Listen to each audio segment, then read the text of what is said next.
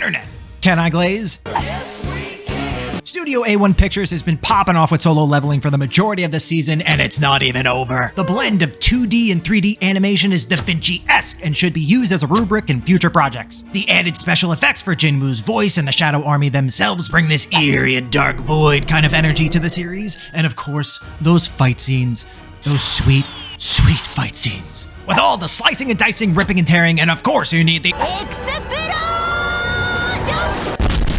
So I ask, would you rock with me while I fanboy out for a couple of minutes? No more stalling if this is your kind of content. I'd appreciate a like and a sub. Let's get it. Now, when a studio attempts to incorporate 3D animation into their series, it can be very hit or miss. And if you miss, you can miss by a mile. But if you hit, then the worst that could happen is the audience just doesn't bring it up.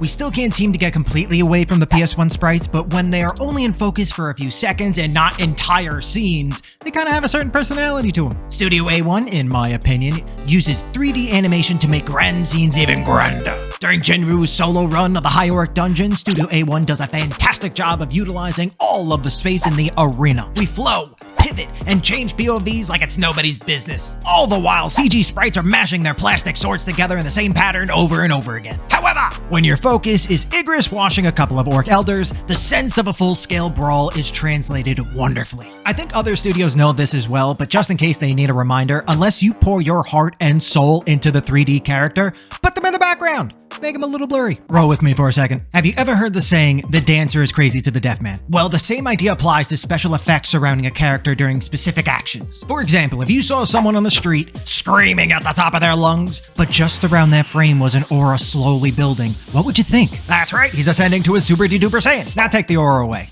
You still think the same thing? No! Now the homie looks like they're trying to take a poop on the sidewalk. This is all to say that special effects are there for things beyond looking cool.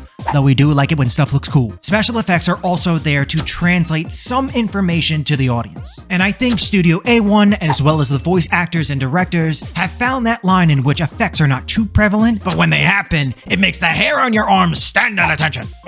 The added effects on Jinwoo's voice when he uses his shadow powers adds a hint of the fantastical. Like yes, his voice echoed into the void of nothingness, that's what it sounds like. The summoning of the shadow soldiers is too clean, looking like a magician's assistant, and moments like these are sprinkled all throughout the series. Two other effect styles that I've noticed. You have the quick zoom into someone's eye to instill a sense of panic and fear. And then you have moments in which there will be tight shots of the character's face, usually with heavy shading meant to give us a sense of despair.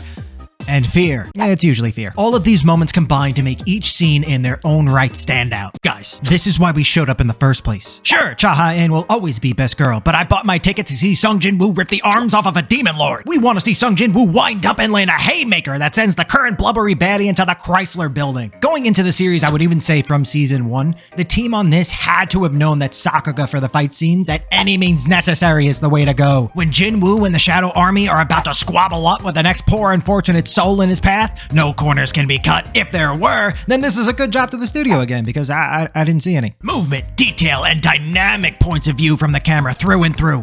Each of the fight scenes are unique to one another. You want Igris versus a big fuck-off bear? Jinwoo and company jump an elf that just became the last of his tribe? Jinwoo proving to everyone he's him and running through every minion the underworld can throw at him? You got that and then some. And Jinwoo isn't the only one to receive some of the budget. The Hunters Guild's second-rate team gets their time to briefly shine when the group comes across a brooding staple in the fantasy genre. Even in episodes in which fighting doesn't take up most of the airtime, Studio A1 makes sure that if any action is going to be afoot, then that portion of the episode is going to get the budget. That's right. Fuck you, Iframes! The fights are dope. My hopes and dreams! This season is made up of half getting the top kills to owe Jinwoo a favor, and the other half is a demonic dungeon crawl, while still picking up the maidens like it's a dating sim. For the rest of the solo leveling series, shit only becomes more over the top, like a proper shonen should. Shout out Gurren Lagann. And as long as they keep the same formula they had since episode 1, I think this series is going to be one for the history books. Studio A1, don't let anybody change who you are. If you haven't checked it out yet, do yourself the service. Put this on autoplay and relish in the overpowered glory that is Sung Jin-woo. If you have already caught up on the series, let me know what you're looking for into the next season, or maybe even just like the next episodes if you don't know like what's happening in the future. I know. I know. It's gonna be so cool. I'll catch you in the next one. Later!